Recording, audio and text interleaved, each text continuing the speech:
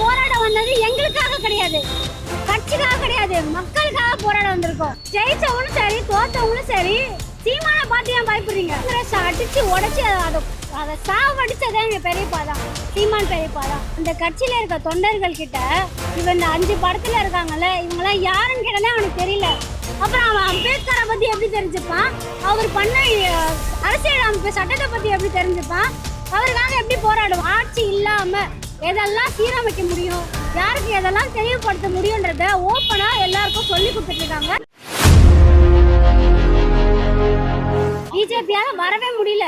காங்கிரஸ் அடிச்சு உடைச்சு அதை சாவடிச்சதே எங்க பெரியப்பா தான், சீமான் பெரியப்பா தான். அப்ப அதை இல்லைன்னு சொல்லிடுவீங்களா? நாங்க போராடி இந்த டிஎம்கேல இருக்கிற ஒரு ஆளே ஓப்பனா ஸ்டேட்மெண்ட் கொடுத்துருக்காரு. என்னைக்கோ செத்து போயிருக்க வேண்டியது இந்த காங்கிரஸ், அதை உயிர் கொடுத்து காப்பாற்றி வச்சுட்டு இருந்தது, ஐசியூவில் வச்சு பார்த்துட்டு இருந்தது யாருன்னா டிஎம்கே தான் அப்படின்னாரு.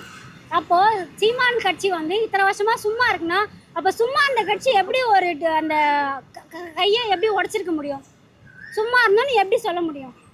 அவங்க ஆட்சியில் தான் இல்லையே தவிர, ஆட்சி இல்லாமல் எதெல்லாம் சீரமைக்க முடியும், யாருக்கு எதெல்லாம் தெளிவுபடுத்த முடியுன்றத ஓப்பனாக எல்லாருக்கும் சொல்லி கொடுத்துட்டு இருக்காங்க. இத்தனை ஆண்டு காலமாக நாடு சுதந்திரம் வாங்கிறதுக்கு கிட்டத்தட்ட 100 ஆண்டு ஆச்சு. 1 இல்லை 2 இல்லை 100 ஆண்டு ஆச்சு.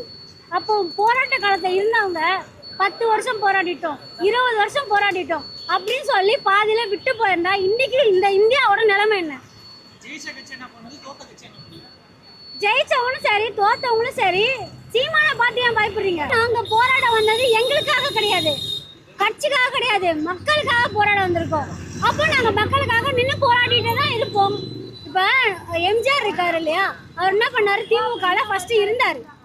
அங்க நிறைய ஊழல் நடக்குது, தேவையில்லாத விஷயம்லாம் அங்க நிறைய நடக்குது, அந்த கட்சியை விட்டு வெளியில வந்தார். எதுக்கு? நான் அந்த இருக்க விரும்பல அப்படின்னு வந்தேன். இப்ப அதே மாதிரி காமராஜர் எடுத்துக்கோங்க. காமராஜர் கட்சியில இருந்தவங்களும் சரி, அவங்க கூட இருந்த எம்எல்ஏக்களும் சரி, எந்த விதமான தப்பும் நடக்காம அந்த ஆட்சி அவ்வளவு சூப்பரா கொடுத்தாங்க.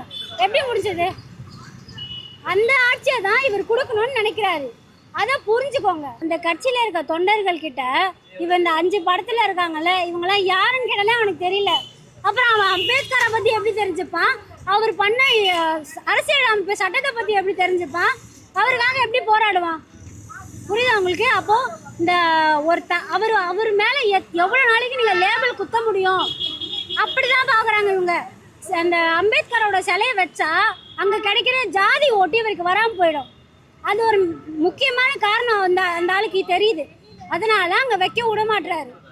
அந்த சிலையை வச்சா பெரிய பிரச்சனை வரும். ஏன் ஒரு ஆர்டர் கொடுக்க முடியாதா? ஏன் எங்க தம்பி தங்கச்சிங்கெல்லாம் பெரிய ஆளு அப்படி இப்படின்னு கொந்தளிக்கிறல, உன் தம்பி தங்கச்சிங்களை போய் அந்த சிலைக்கு பாதுகாப்பு கொடுக்க சொல்லு. உங்க கட்சியோட அந்த கொள்கை தலைவர்கள் தானே, அவரும் ஒருத்தர் தானே, பாதுகாப்பு கொடுக்க சொல்லு. ஏன் கொடுக்க மாட்டேற? அவங்க இன்ஸ்டாகிராம்ல தான் வாழ்றாங்க, அங்கே தான் குப்பை கொட்டுறாங்க. அதனால அங்கே மட்டும்தான் அவங்களால அப்படி தப்பா பேச முடியும். நேரில் இந்த காலத்தில் நின்று பேச சொல்லு. சனம் சட்டி வாங்கிட்டு ஓடிச்சுப்பார், அந்த மாதிரி வாங்கிட்டு தான் ஓடுவாங்க. எங்களை பொறுத்த வரைக்கும் இந்த எலெக்ஷன் அந்த மிஷினை தூக்கிடுங்க. எலெக்ஷன் மிஷின் வேண்டாம். அந்த டெல்லியிலையும் சரி இந்த இந்தியா முழுக்கமே பேப்பர் ஓட்டிங் பண்ணுவோம். அப்போ தெரியும் உண்மையாகவே யார் ஆட்சியில் இருப்பா, யார் கரெக்டாக எத்தனை ஓட்டு வந்திருக்குன்னு அப்போ தெரியும். இந்த இவிஎம் மிஷினை வச்சு ஃபேக் பண்ணி இந்த தற்கொலைத்தனமாக ஆட்டம் போடுறதெல்லாம் தயவுசெய்து நிறுத்திடுங்க.